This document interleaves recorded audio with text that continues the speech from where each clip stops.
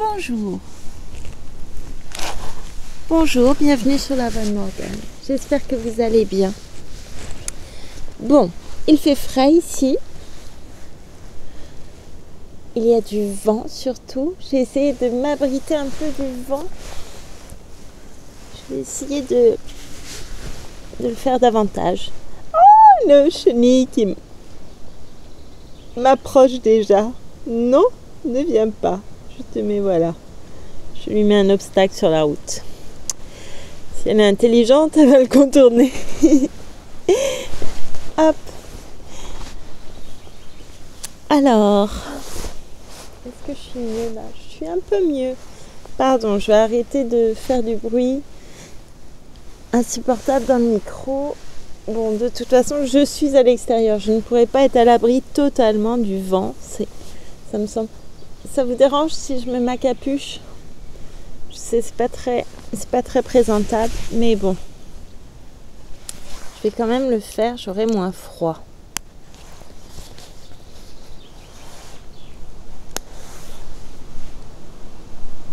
Je voulais commencer Françoise de Graffigny. C'est juste pour pas avoir froid aux oreilles. Lettres d'une péruvienne. Mais je voulais aussi les lire entièrement, sans faire de coupe. Et je n'aurai pas le temps là aujourd'hui. Donc, je change de programme. Allez, Homère, l'Odyssée, c'est parti.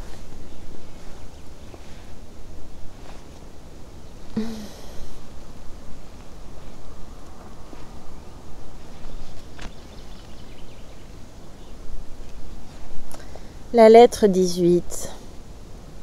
La lettre 18. Vous voyez, je voulais vraiment lire Françoise de Graffigny. Oui, c'est ça. Moi et les noms. Mais alors, où il commence ce chant? Attendez. 17. 17.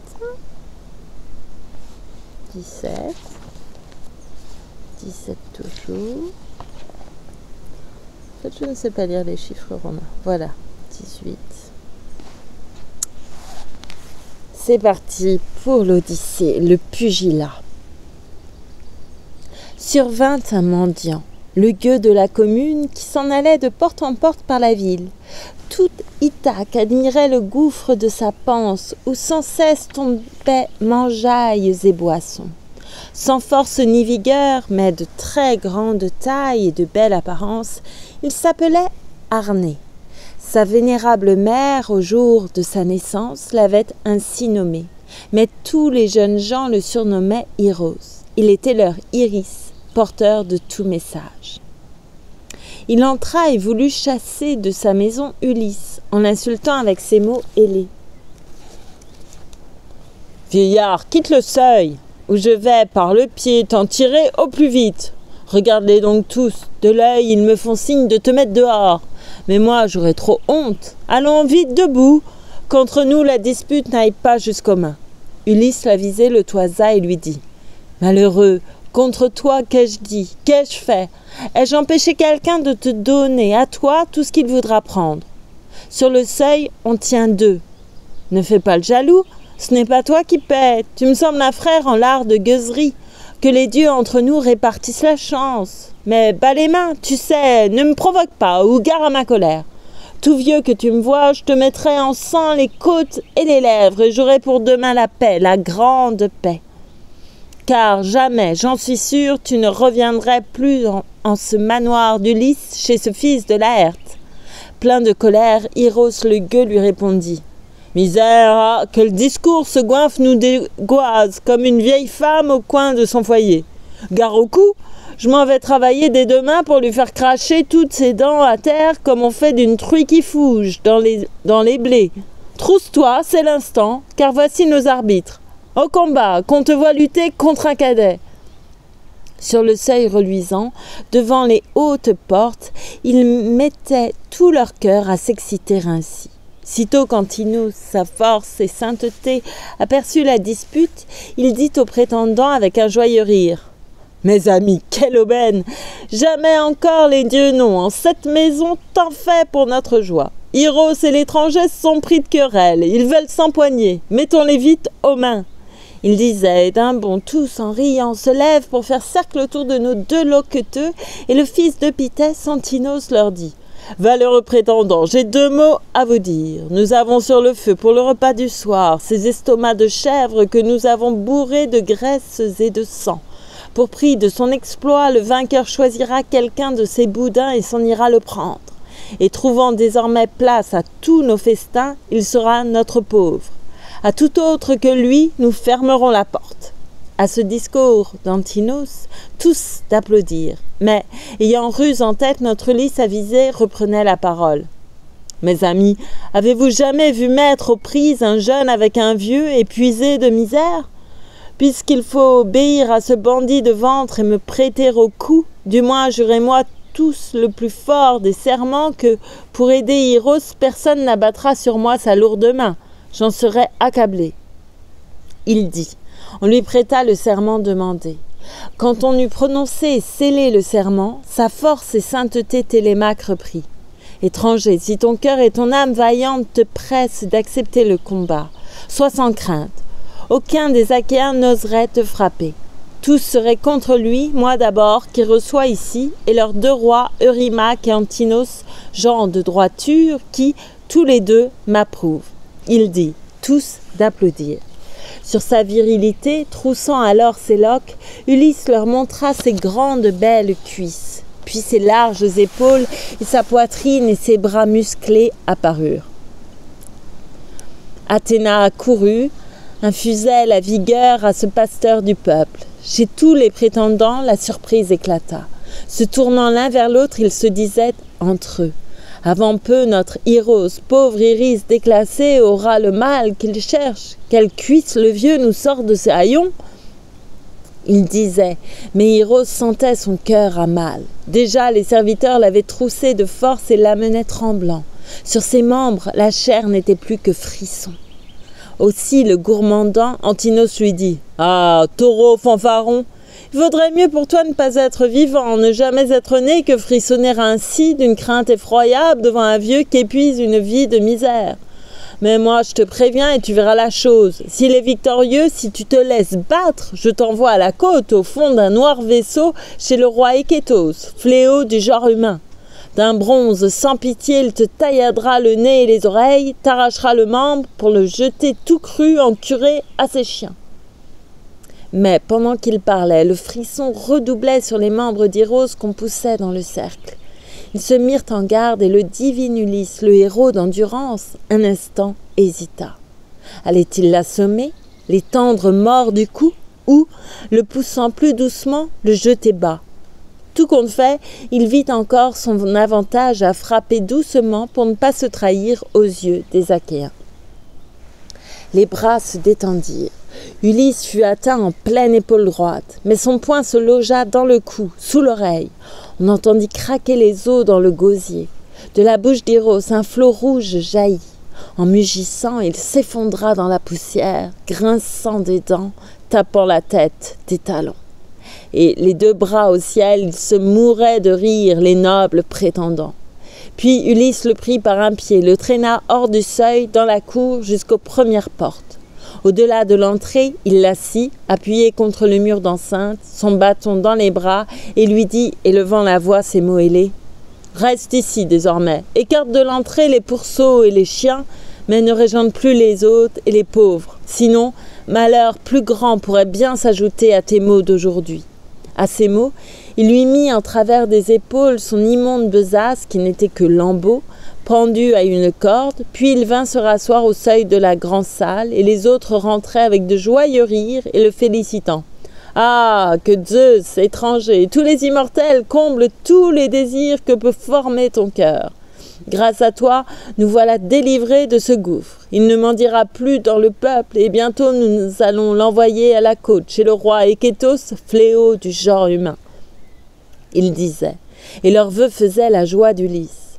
Pendant qu'Antinos lui servait le plus gros des estomacs bourrés de graisse et de sang, Amphinomos choisit 2 pains dans sa corbeille et les lui vint offrir avec sa coupe d'or en le complimentant. « Bravo, père étranger, que puisse la fortune un jour te revenir. Aujourd'hui, je te vois en proie à tant de maux. » Ulysse, l'avisé, lui fit cette réponse. « Vraiment, Amphinomos, tu me parais très sage et digne de ce père dont, à Doulichion, j'entendais célébrer le renom, ce Niso si bon, si opulent. Puisqu'on te dit son fils, je veux te prévenir, tu me parais affable, écoute et me comprends. Sur la terre, il n'est rien de plus faible que l'homme, de tous les animaux qui marchent et respirent. Tant que les immortels lui donnent le bonheur et lui gardent sa force, il pense que jamais le mal ne l'atteindra. Mais quand, des bienheureux, il a sa part de maux, ce n'est qu'à contre-cœur qu'il supporte la vie. En ce monde, dis-moi, qu'ont les hommes dans l'âme, ce que chaque matin le Père des humains et des dieux veut y mettre. Moi, j'aurais dû compter parmi les gens heureux. Mais en quelle folie ne m'ont pas entraîné ma fougue et ma vigueur, et j'espérais aussi en mon père et mes frères. L'homme devrait toujours se garder d'être impie, mais jouir en silence des dons qu'envoient les dieux. Je vois ces prétendants machiner des folies. Ils outragent l'épouse et dévorent les biens d'un héros qui n'est plus éloigné pour longtemps. C'est moi qui te le dis, de sa terre et des siens. Il est tout près d'ici. Ah, que, te ramenant chez toi, un Dieu te garde d'être sur son chemin, le jour qu'il reverra le pays de ses pères. C'est le sang qui devra décider. Sois-en sûr, entre ces gens et lui, aussitôt qu'il sera rentré sous ce plafond. Il dit, fit son offrande au Dieu et but le vin à la douceur de miel, puis il rendit la coupe aux rangeurs des guerriers. À travers la grande salle, Amphinomos revint, le cœur plein de tristesse et, secouant la tête, avec la mort dans l'âme, se rassit au fauteuil qu'il venait de quitter. Mais rien ne le sauva. Car Athéna le mit sous les mains et la lance de celui qui devait le tuer. Car Athéna le mit sous les mains et la lance de celui qui devait le tuer, Télémaque. C'est alors qu'Athéna, la déesse aux yeux pères, fit naître dans l'esprit de la fille d'Icare le désir d'apparaître aux yeux des prétendants pour attiser leur cœur et redoubler l'estime que lui vouaient déjà son fils et son mari. D'un sourire contraint, la sage Pénélope appela l'intendante. « Eurynomée, mon cœur éprouve le désir, que toujours j'ignorais, de paraître devant les yeux des prétendants. Pourtant je les abhorre, mais je dois dire un mot à mon fils. Mieux vaudrait qu'il ne fût pas toujours avec les prétendants. Sous de belles paroles, ces bandits n'ont pour lui que sinistres pensées. » Et l'intendante Eurynomée de lui répondre « Ma fille, en tout cela, tu parles sagement? Va donc, parle à ton fils et ne lui cache rien. Mais baigne ton visage et farde-toi les joues. Ne descends pas ainsi, les traits bouffis de larmes.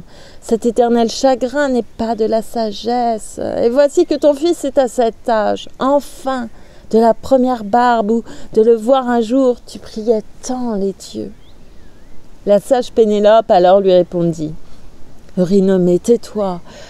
Ton amour me conseille de baigner mon visage et de farder mes joues. Ah, ma beauté! Les dieux, les maîtres de l'Olympe, l'ont détruite du jour que le héros partit au creux de ses vaisseaux. Mépris Autonoé de venir me trouver avec Hippodamie. Je les veux près de moi pour entrer dans la salle. J'aurais honte d'aller seule parmi ces hommes. » Elle dit, et la vieille, à travers le manoir, allait dire aux servantes de venir au plus vite. Mais, suivant son dessein, la déesse aux yeux pères versait un doux sommeil à la fille d'Icare. Cependant, quand son siège, Pénélope dormait, les membres détendus, la tête renversée, cette toute divine l'ornait de tous ses dons immortels pour charmer les yeux des Achéens. Prenant d'abord pour lui laver son beau visage cette essence divine dont se sert Quitérée à la belle couronne avant d'entrer au cœur des aimables Charybdes, et la faisant paraître et plus grande et plus forte, elle le fit plus blanc que l'ivoire scié. Quand elle eut achevé et qu'elle eut disparu, cette toute divine, voici que, de la salle, accouraient à l'appel les filles aux bras blancs.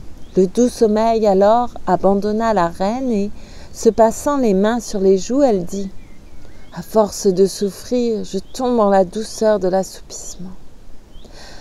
Que la chasse Artémis m'envoie donc à l'instant une mort aussi douce.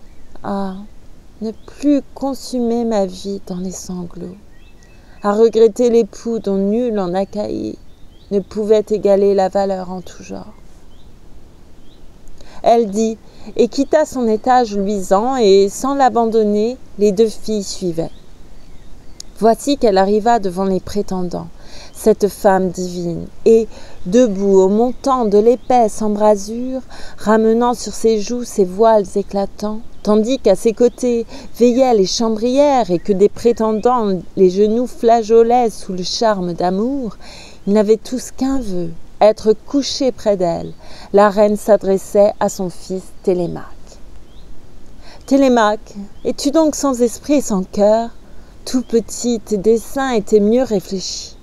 Te voilà grand, tu vas entrer dans l'âge d'homme. À te voir bel et grand, il n'est pas d'étranger qui ne te proclamât le fils d'un homme heureux. Mais parfois, tu parais sans esprit et sans cœur. Que vient-il d'arriver au manoir, me dit-on? Tu laisses insulter un hôte de la sorte? Qu'allons-nous devenir si, jusqu'en nos maisons, un paisible étranger peut être maltraité aussi cruellement? Quelle honte pour toi et quelle flétrissure! » Posément, Télémaque la regarda et dit « Ma mère, je ne puis qu'approuver ton courroux. Ce n'est pas qu'en mon cœur je ne pèse et ne vois le bien comme le mal. Je suis sortie d'enfance. Mais parfois je ne puis prendre le bon parti, tant ces gens qui m'assiègent me troublent et m'égarent. Ils ne pensent qu'au mal. Je n'ai pas un appui. Pourtant cette dispute entre Eros et le vieux, la volonté des prétendants ne l'a pas faite. Non, regarde sa force. Pluto au ciel, Zeus le père, Athéna, Apollon convient les prétendants à travers le manoir branler ainsi la tête, vaincus, membres rompus, les uns dans la maison, les autres dans la cour. Tout comme Eros là-bas, au porche de la cour, est assis maintenant, dodelinant du chef et semblant pris de vin, sans pouvoir se dresser sur ses pieds ni reprendre la route du logis, le chemin du retour. C'est un homme cassé. Quand ils eurent entre eux échangé ces paroles, Eurymaque adressa ces mots à Pénélope. « Fille d'Icare, ô toi, la plus sage des femmes, si tous les Achéens de l'Argos ionienne te voyaient, Pénélope, combien d'autres encore viendraient en prétendant s'asseoir en ce manoir, dès l'aube et banqueter? Aucune femme au monde n'égale ta beauté, ta taille et cet esprit pondéré qui t'anime. » La plus sage des femmes, Pénélope reprit. « Ma valeur, ma beauté, mes grands airs, Eurymaque. Les dieux m'ont tout ravi lorsque, vers Ilion, les Achéens partirent, emmenant avec eux Ulysse, mon époux. Ah, s'il me revenait pour veiller sur ma vie, que mon renom serait et plus grand et plus beau. Je n'ai plus que chagrin, tant le ciel me tourmente. Le jour qu'il s'en alla loin du pays natal, il me prit la main droite au poignet et me dit « Ma femme, je sais bien que de cette Troie, nos Achéens guettrés ne reviendront pas tous. On dit que les Troyens sont braves gens de guerre, bons piquiers, bons archers, bons cavaliers, montés sur ces chevaux rapides qui, dans le grand procès du combat indécis, sont les soudains arbitres. Le ciel me fera-t-il revenir en Ithaque? Dois-je périr là-bas en Troade? Qui sait? Tu resteras ici et prendras soin de tout. Pense à mes pères et mères. Pour eux, en ce manoir reste toujours la même. Sois plus aimante encore quand leur fils sera loin. Plus tard, quand tu verras de la barbe à ton fils, épouse qui te plaît et quitte la maison. Oui, je l'entends encore, et tout s'est accompli. Je vois venir la nuit odieuse où l'hymen achèvera ma perte, puisque Zeus m'enleva ce qui fut mon bonheur. Mais pour me torturer l'esprit et le cœur, voici des prétendants aux étranges manières. Pour plaire à filles nobles et de riches maisons, on lutte, à qui mieux de générosité. Chez elle, on va traiter ses parents, on amène les bœufs, les moutons gras, les plus riches cadeaux, on ne se jette pas sur ses biens sans défense. » Elle disait, la joie vint au divin Ulysse. Il avait bien compris, le héros d'endurance, qu'elle flattait leur cœur par de douces paroles pour avoir leurs cadeaux et cacher ses desseins. Antinos, le fils d'Eupythès, répondit: « Fille d'Icare, ô toi la plus sage des femmes, laisse-nous apporter chacun notre cadeau et prends-le, Pénélope, car présent refusé fut toujours une insulte. Mais jamais nous n'irons sur nos biens ni ailleurs avant de t'avoir vu accepter pour époux l'Achéen de ton choix. » À ce discours d'Antinos, tous d'applaudir, et chacun au logis envoya son héros pour chercher un présent. L'homme d'Antinos rapporta le plus beau des grands voiles brodés. Ces 12 agrafes d'or passaient en des anneaux à la courbe savante. Aussitôt le héros d'Eurymaque apporta un collier d'or ouvré, enfilé de gros ambres, un rayon de soleil. Les 2 servantes d'Eurydamas lui rapportèrent les pendants à 3 perles de la grosseur des murs. Des pendants à 3 perles de la grosseur des murs. La grâce en éclatait. Puis de chez Pisandros, fils du roi Polyctor, un servant rapporta un tour de cou, le plus admirable joyau, et de même chacun des autres Achéens fit quelques beaux présents. Elle reprit alors, cette femme divine, l'escalier de sa chambre et, près d'elle, les 2 chambrières portaient les cadeaux magnifiques. En bas, on se remit, pour attendre le soir, au plaisir de la danse et des chansons joyeuses. Dans les ombres du soir, on s'ébattait encore. Alors, pour éclairer la grande salle, on dressa 3 torchères chargées de branches résineuses qui, tombées de longtemps sèches jusqu'à la moelle, venaient d'être fendues par le bronze des haches. On y mêla des torches que vinrent tour à tour ranimer les servantes du valeureux Ulysse. Le rejeton des dieux, Ulysse l'avisé, dit alors à ses filles: « Ô servantes du maître absent depuis longtemps, vous pouvez remonter dans les appartements de votre auguste reine. Restez à la distraire en tournant vos fuseaux, en cardant votre laine. C'est moi qui veillerai pour eux tous aux torchères, et quand leur bon plaisir serait de voir monter l'aurore sur son trône, ils ne m'abattraient pas. J'ai bien trop d'endurance. » Il dit, elle, de rire et de se regarder. Mais l'une, Mélanto, jeunesse aux belles joues, se mit à l'insulter. Fille de Dolios, elle avait eu les soins maternels de la reine, qui l'avait élevée et gâtée de cadeaux. Mais son cœur était sans pitié pour Pénélope, car avec Eurymaque, elle était en amour. Elle lança ces mots d'insulte contre Ulysse. « Misérable étranger, n'as-tu pas les esprits quelque peu chavirés ? Au lieu d'aller dormir à la chambre de forge ou dans quelque parlotte, tu viens habler ici devant tous ces héros? Vraiment, tu n'as pas peur? C'est le vin qui te tient? Ou ne sais-tu jamais débiter que sornette? Es-tu grisé d'avoir battu ce gueux d'Iros?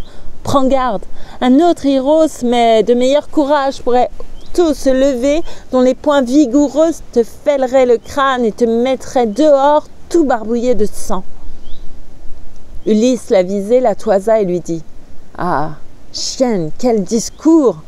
Je m'en vais de ce pas le dire à Télémaque, qu'il te fasse à l'instant dépecer membre à membre. » Il dit, et la terreur dispersa les servantes. En hâte, elles rentrèrent, sentant se dérober leurs genoux et croyant ces dires sérieux.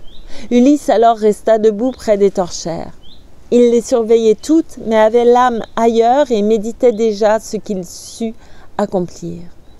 Or, Pallas Athéna ne mettait fin ni trêve aux cuisantes insultes des fougueux prétendants. La déesse voulait que le fils de Laërte, Ulysse, fût mordu plus avant jusqu'au cœur. Eurymaque, le fils de Polybe, reprit en se raillant d'Ulysse et les autres de rire: « 2 mots aux prétendants de la plus noble reine. Voici ce que mon cœur me dicte en ma poitrine. C'est un décret des dieux qui fit venir cet homme en la maison d'Ulysse. Je vois son crâne luire à l'égal d'un flambeau. Quelle tête! Et dessus, pas l'ombre d'un cheveu. » Il dit, et se tournant vers ce grand cœur d'Ulysse: « Voudrais-tu pas, notre hôte, entrer à mon service? Je t'enverrai au champ à l'autre bout de l'île. Tu serais bien payé pour ramasser la pierre et planter de grands arbres. Je fournirai avec le pain de tous les jours le vêtement complet et la chaussure aux pieds. Mais tu ne fus dressé qu'aux vilaines besognes. Tu refuses l'ouvrage et préfères rouler la ville à mendier de quoi rassasier le gouffre de ta panse. » Ulysse l'avisé lui fit cette réponse. « Eurymaque, veux-tu qu'on nous mette en concours? Par un jour de printemps, quand les journées sont longues, qu'on nous conduise au pré, que j'ai ma bonne faux et toi pareillement. Tout le jour, sans manger, nous abattrons l'ouvrage jusqu'à la nuit venue et jusqu'au bout du foin. Quand à pousser les bœufs et même les plus forts, une paire de grands bœufs roux, saturés d'herbe, même âge, même force, même ardeur indomptable, donne-moi 4 arpents où le soc entre aux mottes, et tu verras si mon sillon est coupé droit. Et la guerre, aujourd'hui plus au fils de Chronos d'en susciter quelqu'une, que j'eusse un bouclier de pique, un bonnet dont la coiffe de bronze me colle bien aux tempes, tu me verrais au premier rang des combattants et ne parlerais plus en raillant de ma panse. Mais tu n'es qu'insolence en ton cœur sans pitié. Tu te crois grand et fort, je veux bien. Tes rivaux sont en si petit nombre et de valeur si mince. Si tu voyais rentrer Ulysse en sa patrie, tu saurais courir, et le portail tout grand ouvert devant ta fuite te semblerait étroit. Il dit et redoubla le courroux de Rimac qui, le toisant, lui dit ces paroles ailées. Misérable, je ne sens plus te châtier. Voyez-vous cette langue? Tu viens habler ici devant tous ces héros? Vraiment, tu n'as pas peur. C'est le vin qui te tient? Ou ne sais-tu jamais débiter que sornette? Es-tu grisé d'avoir battu ce gueux d'Iros? Il disait et déjà prenait une escabelle. Par crainte de Rimac, Ulysse vint s'asseoir aux genoux d'Amphinomos de Doulichion. L'escabelle atteignit les chansons au bras droit. On entendit tinter le flacon sur le sol, tandis qu'avec un cri, l'homme tombait dans la poussière à la renverse. Les prétendants criaient dans l'ombre de la salle, se tournant l'un vers l'autre, ils se disaient entre eux qu'il aurait dû, cet hôte, aller se perdre ailleurs. S'il n'était pas venu, il nous eût épargné du moins tout ce tapage. Maintenant, pour des gueux, nous voici en querelle. Quel charme reste-t-il au plus noble festin où règne le désordre? Sa force et sainteté, Télémaque leur dit. Malheureux, c'est folie. Vos cœurs ne portent plus le manger et le boire. C'est un dieu qui vous pique? Allons, vous avez bien dîné, rentrez dormir, si le cœur vous en dit. Je ne chasse personne. Il dit. Tous s'étonnaient, les dents plantées aux lèvres, que Télémaque osa leur parler de si haut. Alors Amphinomos prit la parole et dit, noble fils de Nisos, s'il avait eu le roi Aréthès pour aïeul. Amis, quand on vous dit des choses aussi justes, à quoi bon riposter en termes irritants? Ne frappez ni cet homme ni l'un des serviteurs qui sont dans le manoir de cette divine Ulysse. Allons, que les chansons pour une offrande aux dieux nous emplissent les coupes, et qu'après cette offrande, on rentre se coucher en laissant l'étranger dans le manoir d'Ulysse aux soins de Télémaque, puisqu'il est sous son toit. Il dit, et ce discours fut approuvé de tous. Dans le cratère, alors, le seigneur Moulios prépara le mélange. C'était l'un des héros qui, de Doulichion, avait accompagné leur maître Amphinomos. Il s'en vint à la ronde emplir toutes les coupes. Chacun fit son offrande aux dieux, aux bienheureux, puis on but de ce vin à la douceur de miel. Quand on eut fait l'offrande et bu tout son content, alors chacun s'en fut dormir en son logis.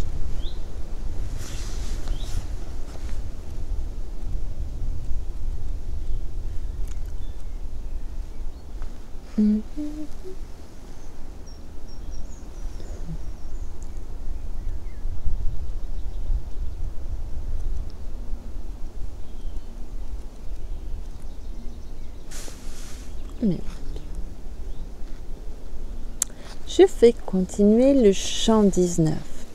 Seul le divin Ulysse restait en la grande salle à méditer, avec le secours d'Athéna, la mort des prétendants. Soudain, à Télémaque, il dit ces mots ailés. Télémaque, il te faut emporter au trésor tous les engins de guerre, et si les prétendants en remarquaient l'absence et voulaient des raisons, paie-les de gentillesse. Dis-leur, je les ai mis à l'abri des fumées. Qui pourrait aujourd'hui reconnaître ces armes qu'à son départ pour Troie, Ulysse avait laissées? Les vapeurs du foyer les ont mangées de rouille. Et voici l'autre idée qu'un dieu m'a mise en tête. J'ai redouté surtout qu'un jour de beuverie, une rixe entre vous n'amena des blessures et ne souilla ma table et vos projets d'hymen. De lui-même le fera-t-il à lui son homme? Il dit, et Télémaque obéit à son père. Appelant la nourrice Euryclée, il lui dit, « Nourrice, enferme-moi les femmes Là-dedans, cependant qu'au trésor, je m'en irai porter les armes de mon père. Les fumées du logis mangent ces belles armes. On n'en a pas pris soin depuis qu'il est parti. J'étais trop jeune alors. Aujourd'hui, je voudrais les ranger à l'abri des vapeurs du foyer. La nourrice auriclée lui fit cette réponse. Si tu pouvais aussi, mon enfant, prendre à cœur le soin de ta maison et sauver tous ses biens. Va donc. Mais qui prends-tu pour te porter la torche? Les filles auraient pu t'éclairer, tu les chasses. Posément, Télémaque la regarda et dit « J'ai là cet étranger, car de si loin qu'on vienne, je n'entends pas qu'oisif on puise à mon boisseau. Il dit, et sans qu'un mot s'envolât de ses lèvres, la vieille alla fermer la porte du logis. Ulysse, s'élançant avec son noble fils, emportait au trésor casque, lance aiguë et boucliers à bosse, et de sa lampe d'or, c'est Pallas Athéna qui faisait devant eux la plus belle lumière. À son père, soudain, Télémaque parla. « Père, devant mes yeux, je vois un grand miracle.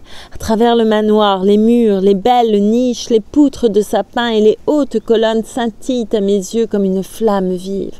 Ce doit être un des dieux, maître des chants du ciel. » Ulysse l'avisé lui fit cette réponse. « Tais-toi, bride ton cœur et ne demande rien. C'est la façon des dieux, des maîtres de l'Olympe. Mais rentrons, va dormir. Je veux rester ici pour éprouver encore les femmes et ta mère. En pleurant, elle va m'interroger sur tout. » Indie et Télémaque, à la lueur des torches, traversa la grande salle pour regagner la chambre où, comme tous les soirs, il s'en allait trouver la douceur du sommeil, et c'est là que, ce soir encore, il s'endormit jusqu'à l'aube divine. Le bain de pied. Seul, le divin Ulysse restait dans la grande salle à méditer, avec le secours d'Athéna, la mort des prétendants. Mais déjà Pénélope, la plus sage des femmes, descendait de sa chambre, on eût dit Artémis ou l'Aphrodite d'or, ayant pris avec elle 2 de ses chambrières qui lui mirent auprès du foyer une chaise où la reine s'assit. Œuvre d'Icmalios, ce siège était plaqué d'ivoire et d'argent. En bas, un marchepied y tenait, recouvert d'une épaisse toison. C'est là que vint s'asseoir la plus sage des femmes. Les filles aux bras blancs sortaient de la grande salle avec les tas de pain. Les unes emportaient les tables et les coupes que venaient de vider ces hommes arrogants. Les autres, renversant la braise des torchères, les rechargeaient de bois nouveau pour éclairer la salle et la chauffer. Or, Mélanto se prit à insulter Ulysse pour la seconde fois. « L'étranger, penses-tu nous encombrer encore ici toute la nuit, rôdant par la maison, espionnant les femmes? Prends la porte, vieux gueux, c'est assez du repas, ou je vais, à grands coups de tison, t'expulser. » Ulysse l'avisait, la toisa. Mince, c'était... je me suis trompée. « L'étranger, penses-tu nous encombrer encore ici toute la nuit, rôdant par la maison, espionnant les femmes? Prends la porte, vieux gueux, c'est assez du repas, ou je vais, à grands coups de tison, t'expulser. » Ulysse l'avisait, la toisa et lui dit « Malheureuse, pourquoi me harceler ainsi d'un cœur plein de colère? Je suis sale, il est vrai, et n'ai que des haillons, et je vais mendiant par la ville. Que faire quand le besoin nous tient? C'est le destin de tous les gueux et vagabonds. Il fut un temps aussi où j'avais ma maison, où les hommes vantaient mon heureuse opulence. Que de fois j'ai donné à de pauvres errants, sans demander leur nom, sans voir que leurs besoins. Ah, par milliers, j'avais serviteurs et le reste. Ce qui fait la vie large et le renom des riches. Mais le fils de Cronos, sa volonté soit faite. Zeus m'a tout enlevé. Femme, prévois le jour où tu perdras aussi cet éclat qui te fait la reine de ses filles, et redoute l'humeur de ta dame irritée ou le retour d'Ulysse. Il reste de l'espoir. Admettons qu'il soit mort et ne rentre jamais.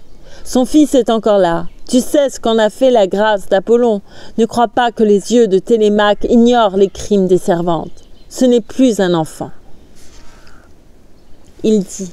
Mais Pénélope, la plus sage des femmes, entendit et, prenant à partie Mélanto, lui dit et déclara « Je t'y prends, quelle audace! Ah, la chienne effrontée! Tes crimes finiront par te coûter la tête. Tu le savais pourtant, tu m'avais entendu. J'avais dit devant toi qu'ici, dans ma grande salle, je veux à l'étranger parler de mon époux. Tu sais quel deuil m'accable. Puis elle dit à l'intendante Eurynomée: « Allons, Eurynomée, apporte-nous un siège avec une toison. Que l'étranger s'asseye et me parle et m'entende. Je veux l'interroger. » Elle dit.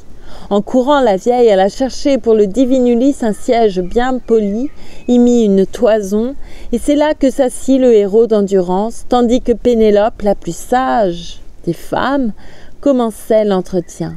« Ce que je veux d'abord te demander, mon hôte, c'est ton nom et ton peuple, et ta ville et ta race. » Ulysse l'avisé lui fit cette réponse. « Ô femme, est-il mortel sur la terre sans bornes qui te pourrait blâmer? Non.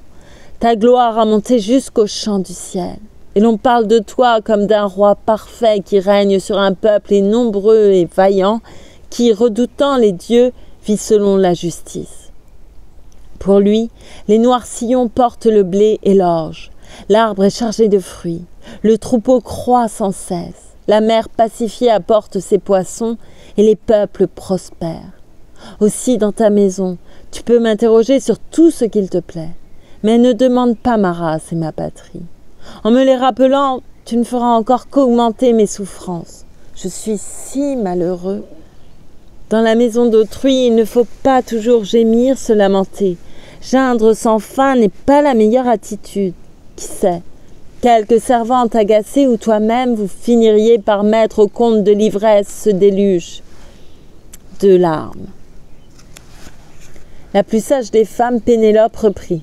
Étranger, ma valeur, ma beauté, mes grands airs, les dieux m'ont tout ravi lorsque, vers Ilion, les Achéens partirent, emmenant avec eux Ulysse, mon époux. Ah, s'il me revenait pour veiller sur ma vie, que mon renom serait et plus grand et plus beau. Je n'ai plus que chagrin, tant le ciel me tourmente, tous les chefs, tant qu'ils sont, qui règne sur nos îles, Douléchion, Samézante, la forestière et tous les tyrannos des monts de notre Ithaque m'imposent leurs recherches et mangent la maison. Tout m'est indifférent. Les suppliants, les hôtes et même les héros qui servent le public. Le seul regret d'Ulysse me fait fondre le cœur. Il presse cet hymen. Moi, j'entasse les ruses. Un dieu m'avait d'abord inspiré ce moyen. Dressant mon grand métier, je tissais au manoir un immense linon et leur disais parfois « Les jeunes prétendants, je sais bien qu'il n'est plus cet Ulysse divin. Mais, malgré vos désirs de hâter cet hymen, permettez que j'achève. Tout ce fil resterait inutile et perdu. C'est pour ensevelir notre Seigneur Laërte. Quand la parque de mort viendra, tout de son long le coucher au trépas. Quel serait contre moi le cri des Achéennes si cet homme opulent gisait là, sans suaire? Je disais, et ces gens, à mon gré, faisaient taire la fougue de leur cœur. Sur cette immense toile, je disais tout le jour, mais la nuit, je venais aux torches la défaire. 3 années mon secret dupa les Achéens. Quand vint la 4e, ce printemps dernier, et que les mois échus ramenaient les longs jours, ils furent avertis par mes femmes, ces chiennes qui ne respectent rien. Ils vinrent me surprendre. Quels cris et quels reproches! Il fallut en finir. Oh, je ne voulais pas. Mais on sut m'y forcer. Maintenant, je ne sais comment fuir cet hymen. Je suis à bout d'idées. Pour le choix d'un époux, mes parents me harcèlent. Mon fils est irrité de voir manger ses biens. Il comprend, c'est un homme. Il est en âge enfin de tenir sa maison. Il se ferait un nom par la grâce de Zeus. Quoi qu'il en soit, dis-moi ta race et ta patrie, car tu n'es pas sorti du chêne légendaire ou de quelque rocher. Ulysse, l'avisé, lui fit cette réponse. Digne épouse du fils de Laërte, d'Ulysse, pourquoi tenir si fort à connaître ma race? Oh, je vais te répondre, mais crains de redoubler les chagrins qui m'obsèdent. C'est le sort quand on est exilé comme moi et depuis si longtemps roulé de mot en mot dans les villes des hommes. Voici donc pour répondre à tes vœux et demandes. Au large, dans la mer vineuse, est une terre aussi belle que riche, isolée dans les flots. C'est la terre de Crète aux hommes innombrables, aux 90 villes dont les langues se mêlent. Côte à côte, on y voit Achéens, Kydoniens, vaillants et Théocrètes, Doriens tripartites et Peljases Pélase, Pélage divin. Parmi elles, Knossos, grand ville de ce roi Minos que le grand Zeus, tous les 9 années prenait pour confident, il était mon aïeul. Son fils Deucalion, au grand cœur, m'engendra et pour frère j'avais le roi Idoménée qui, sur les nefs rostrales, suivit vers Ilion les 2 frères Atrides.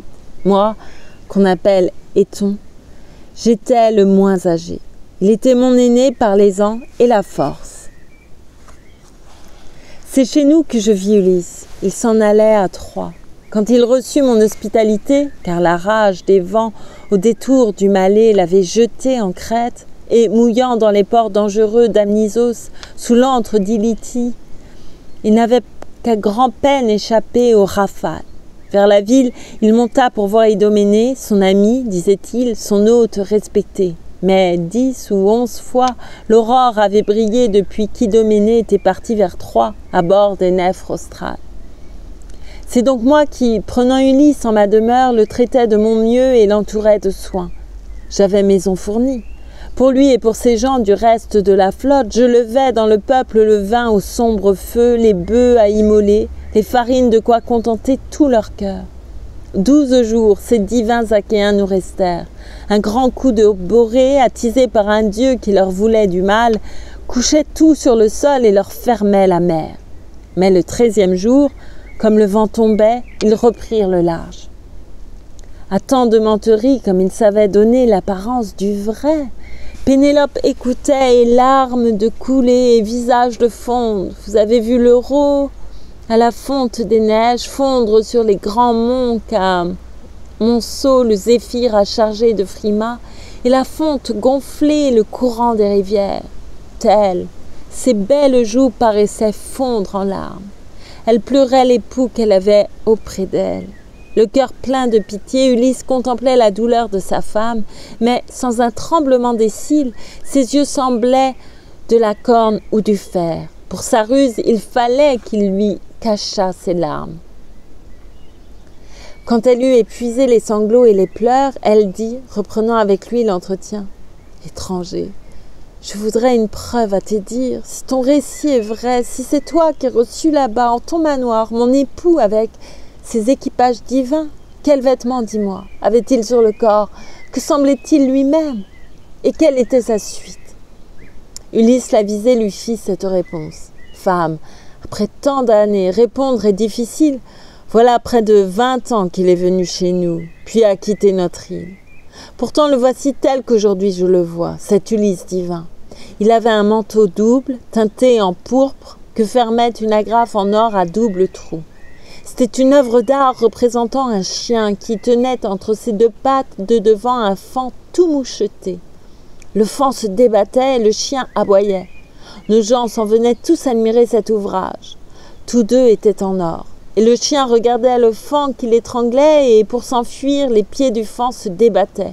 Sur son corps, il avait une robe luisante, plus mince que la peau de l'oignon le plus sec, un rayon de soleil. Nos femmes s'attroupaient pour mieux la regarder. Autre détail encore à bien mettre en ton cœur. J'ignore si, chez lui, Ulysse avait déjà ces mêmes vêtements. Sur son croiseur, en route, les avait-il reçus d'un compagnon, d'un hôte? Il avait tant d'amis. Parmi les Achéens, combien peu l'égalaient. C'est ainsi qu'il reçut de moi un glaive en bronze, un beau manteau de pourpre et l'une de ses robes qui tombe jusqu'aux pieds, le jour qu'avec respect je pris congé de lui sur les bancs du vaisseau. Un héros le suivait, qui semblait son aîné, mais de peu. Il avait, je puis te le décrire, le dos rond, la peau noire, une tête frisée. Son nom est Eurybates. Ulysse avait pour lui des égards sans pareil et prisait ses avis plus que ceux d'aucun autre.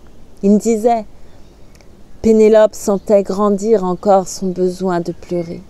Elle avait reconnu les signes évidents que lui donnait Ulysse.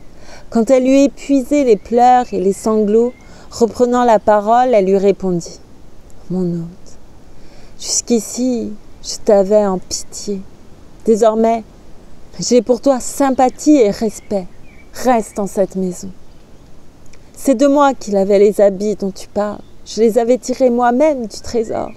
cette agrafe brillante, c'est moi qui l'avais mise. Je voulais qu'il fût beau. Dire que jamais plus cette maison ni moi, nous ne l'accueillerons rentrant en son pays. C'est le courroux des dieux qui fit monter Ulysse au creux de son vaisseau pour aller visiter cette Troie de malheur. Que le nom en périsse. Ulysse l'avisé lui fit cette réponse. Digne épouse du fils de Laërte, d'Ulysse, cesse enfin de gâter ce visage si beau et de ronger ton cœur à pleurer ton époux. Je ne te blâme pas. Il est trop naturel de pleurer un époux, l'ami de sa jeunesse, à qui l'on a donné des fils de son amour, même quand ce n'est des fils de son amour, même quand ce n'est pas un émule des dieux, comme on dit qu'est Ulysse.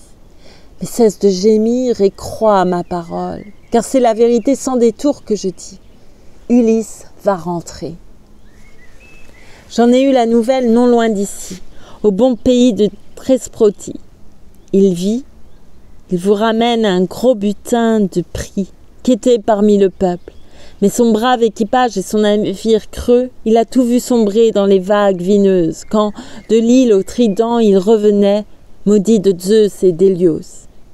Ces gens ayant mangé les vaches de ce dieu, pas un ne réchappa de la houle des mers. Seul, porté sur sa quille, Ulysse fut jeté au bord des Phéaciens. De tout cœur, ses parents des dieux l'ont accueilli, honoré comme un dieu et comblé de cadeaux. Il voulait, sain et sauf, le ramener chez lui. Ulysse auprès de toi serait depuis longtemps, mais il vit son profit à faire un long détour en quête de richesse. Ulysse n'est-il pas le plus entreprenant des hommes de ce monde? Il n'a pas de rival. Voilà ce que j'ai su par le roi de Thesprote. Sur ses libations d'adieu, en son logis, Phidon m'a fait serment que le navire était à flot, les gens tout prêts pour ramener Ulysse à la terre natale. Mais ce fut moi d'abord que Phidon renvoya sur un vaisseau Thesprote qui, pour Dulichion, le grand marché au blé, se trouvait en partance. Oui, Phidon m'a montré tout le tas des richesses que ramenait Ulysse. De quoi bien vivre à deux pendant 10 âges d'hommes.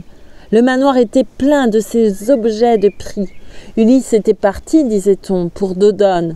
Au feuillage divin du grand chêne de Zeus, il voulait demander conseil pour revenir à la terre natale. Après sa longue absence, devrait-il se cacher ou paraître au grand jour? Crois-moi, il est sauvé, il revient, il approche. Avant qu'il soit longtemps, il reverra les siens et la terre natale. Je dis la vérité. En veux-tu le serment? Par Zeus, par le plus grand et le meilleur des dieux, comme par ce foyer de l'éminent Ulysse, où me voici rendu, je dis que tu verras s'accomplir tous mes mots. Oui, cette lune-ci, Ulysse rentrera soit à la fin du mois, soit au début de l'autre. La plus sage des femmes, Pénélope, reprit. « Ah, puisse s'accomplir tes paroles, mon hôte. Tu trouverais chez moi une amitié si prompte et des dons si nombreux que chacun, à te voir, vanterait ton bonheur. Mais moi, j'ai dans le cœur un sûr pressentiment qu'Ulysse à son foyer ne reviendra jamais et que jamais tu n'obtiendras la reconduite. Car il n'est plus ici de patron comme Ulysse. Mais y fut-il jamais? Pour respecter un hôte et savoir lui donner le congé ou l'accueil, mais lavez-lui les pieds et pour lui faire un lit, mes filles, garnissez de feutres et de draps moirés un de nos cadres. Je veux qu'il soit au chaud pour voir monter l'aurore sur son trône doré et demain, dès l'aurore, il faudra lui donner le bain et l'onction pour que, dans la grande salle auprès de Télémaque, il aille prendre place et plaisir au festin. Et malheur à celui qui, d'un cœur envieux, le viendrait outrager. Ah, celui-là, chez nous, n'aurait plus rien à faire, si formidablement qu'il pût s'en irriter. Car, mon hôte, comment garderais-tu l'idée que, sur les autres femmes, je l'emporte en esprit, en prudence avisée, si, pour dîner en mon manoir, je te laissais dans cette saleté et ces mauvais habits? Notre vie est si courte. À vivre sans pitié pour soi-même et les autres, l'homme, durant sa vie, ne reçoit en paiement que malédiction, et, mort, tous le méprisent. À vivre sans rigueur pour soi-même et les autres, on se gagne un renom que l'étranger s'en va colporter par le monde, et bien des gens alors vantent votre noblesse. Ulysse l'avisé lui fit cette réponse. Digne épouse du fils de Laërte, d'Ulysse, Feutre et drap moiré ne me disent plus rien, depuis le jour qu'à bord d'un vaisseau long rameur, je me suis éloignée des monts neigeux de Crète. Je coucherai par terre, comme tant d'autres fois où je n'ai pas dormi. J'ai passé tant de nuits sur un lit misérable, tant de fois attendu que la divine aurore apparût sur son trône, et je n'ai pas non plus envie d'un bain de pied. Près de toi, je ne vois servir en ce logis que filles qui jamais ne toucheront mes pieds, à moins que tu n'aies là quelque très vieille femme, au cœur plein de sagesse, que le malheur ait éprouvé autant que moi. Celle-là, je veux bien qu'elle touche à mes pieds. La plus sage des femmes, Pénélope, reprit. J'ai vu, de tous les coins du monde, des amis venir en ce manoir. Personne n'eut jamais, cher hôte, la sagesse et la droite raison qu'on trouve en tes discours. Mais j'ai là une vieille, à l'esprit toujours grave, celle qui le nourrit, le pauvre, et l'éleva. Ses bras l'avaient reçue, à peine mise au jour. Elle est toute cassée, sans force. Mais c'est elle qui lavera tes pieds. Allons, viens. Toute sage, Euryclée, lève-toi pour lui donner le pain. C'est un contemporain de ton maître, je crois. Ulysse aurait ses pieds, Ulysse aurait ses mains. Ah, la misère est prompte à vous vieillir un homme. Elle dit.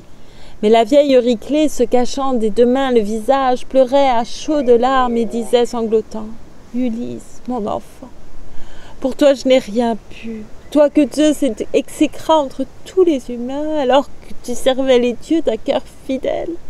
D'aucun autre mortel, le brandisseur de foudre, Zeus reçut-il jamais autant de gras cuisseaux, d'hécatombes choisis. Et quand tu demandais pour tant de sacrifices une vieillesse heureuse auprès d'un noble fils, c'est à toi seul que Zeus a refusé la journée du retour. Ah, comme toi, notre hôte, peut-être a-t-il connu en des manoirs fameux chez des hôtes lointains le mépris de servantes pareilles à ces chiennes qui toutes te méprisent. Et c'est pour éviter leurs blâmes et leurs affronts que tu ne voudrais pas être baigné par elles. Même moi, c'est de grand cœur que je veux obéir à la fille d'Icare, la plus sage des femmes, te laver les pieds, autant pour toi que pour Pénélope elle-même, car une grande angoisse a levé dans mon cœur. Veux-tu savoir pourquoi? Je m'en vais te le dire. J'ai vu venir ici beaucoup de malheureux, mais je n'ai jamais vu pareille ressemblance de démarche, de voix, de pied avec Ulysse. Ulysse l'avisé lui fit cette réponse. Tous ceux qui nous ont vus, de leurs yeux, l'un et l'autre, retrouvent entre nous la même ressemblance. Mais qui peut en parler aux vieilles mieux que toi?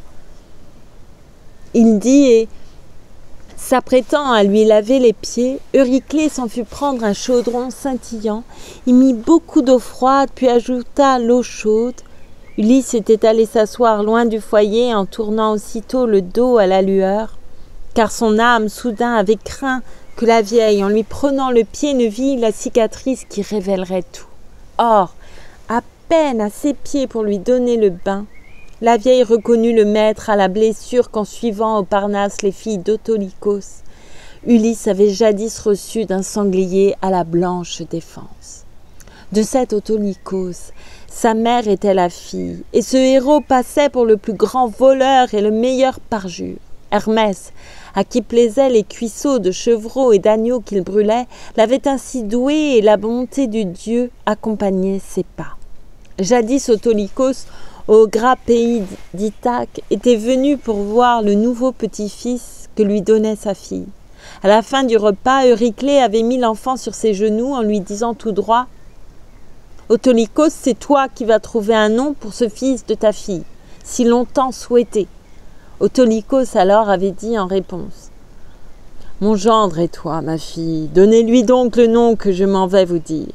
Tant de gens en chemin m'ont ulcéré le cœur.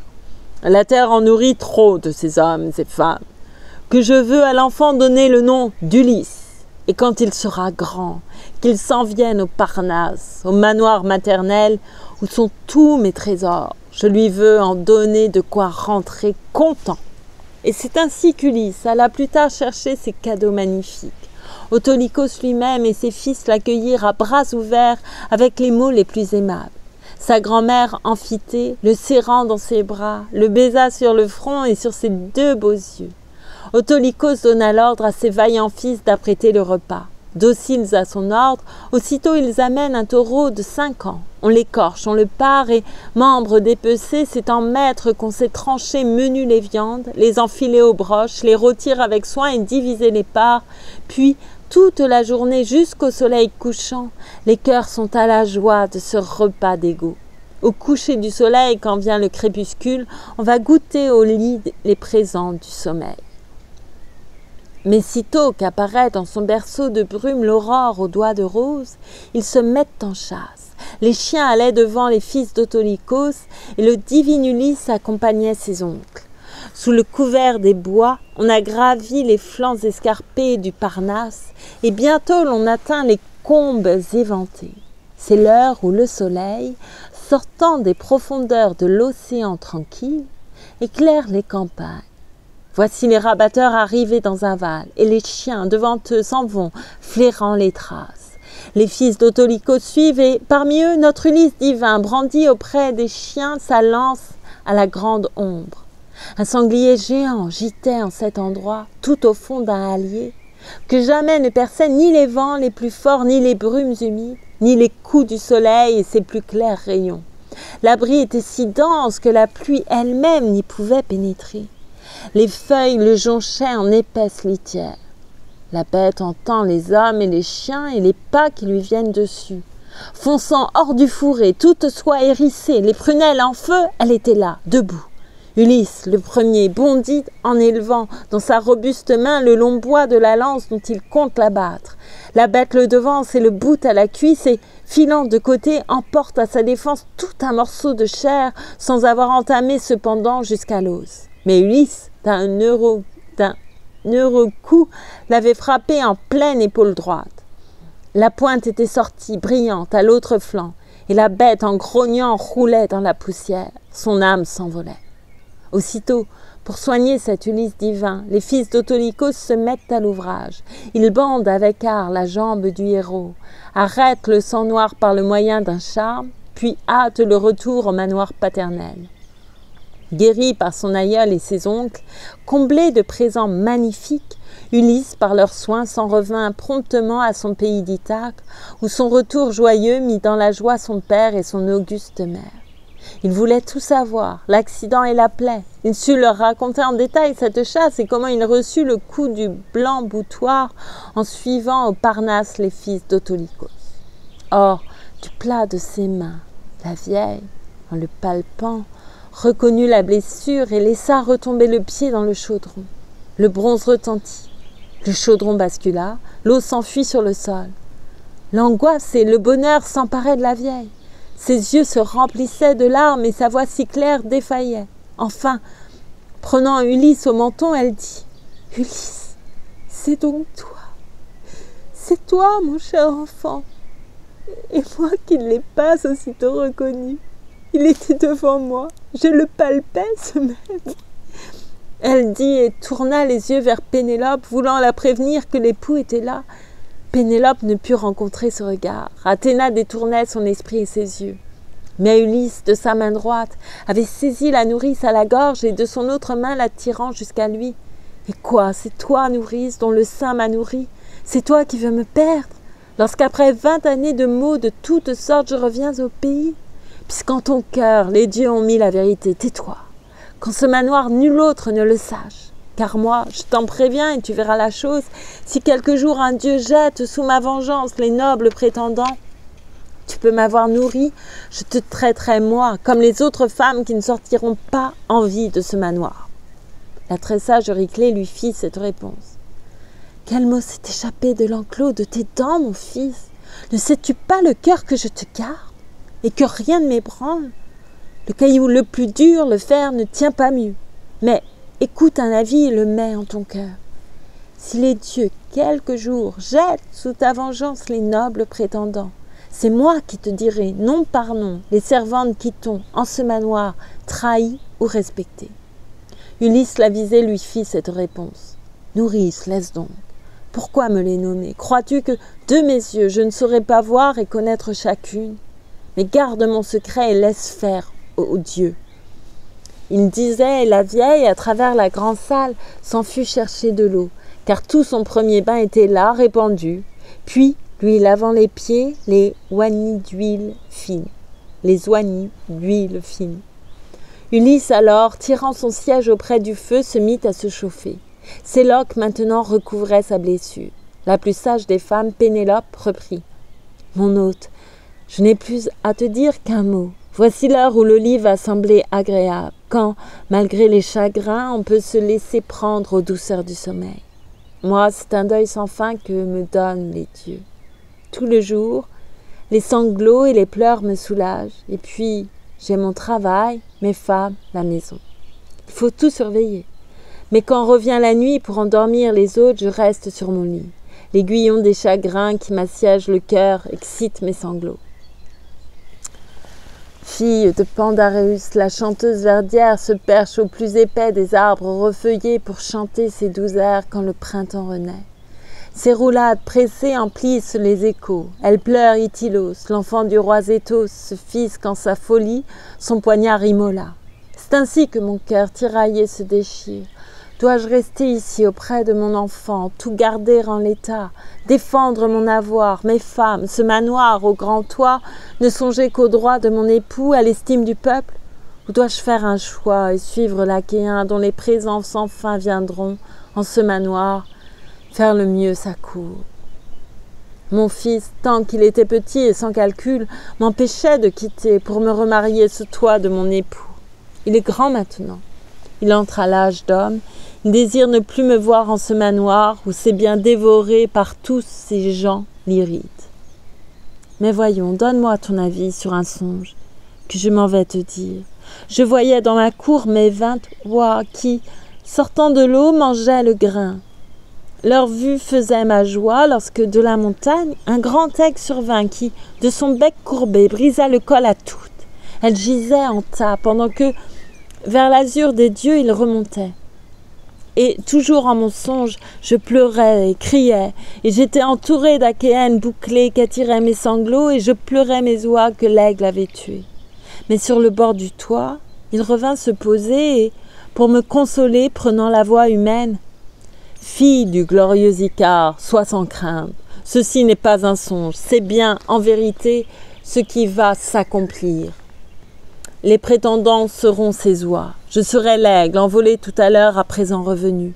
Moi, ton époux, je vais donner aux prétendants une mort misérable. » Il disait. Le sommeil de miel m'avait quitté. À travers le manoir, j'allais compter mes oies. Tout comme à l'ordinaire, je les vis becqueter le grain auprès de l'auge. Ulysse, l'avisé, lui fit cette réponse. « Femme, je ne vois pas que l'on puisse donner d'autre sens à ton rêve. De la bouche d'Ulysse en personne, tu sais ce qui doit advenir. Pour tous les prétendants, c'est la mort assurée. Pas un n'évitera le trépas et les parcs. » La plus sage des femmes, Pénélope, reprit. « Oh, mon hôte, je sais la vanité des songes et leur obscur langage. Je sais, pour les humains, combien peu s'accomplissent. Les songes vacillants nous viennent de deux portes. L'une est fermée de cornes, l'autre est fermée d'ivoire. Quand un songe nous vient par l'ivoire scié, ce n'est que tromperie, simple ivraie de paroles.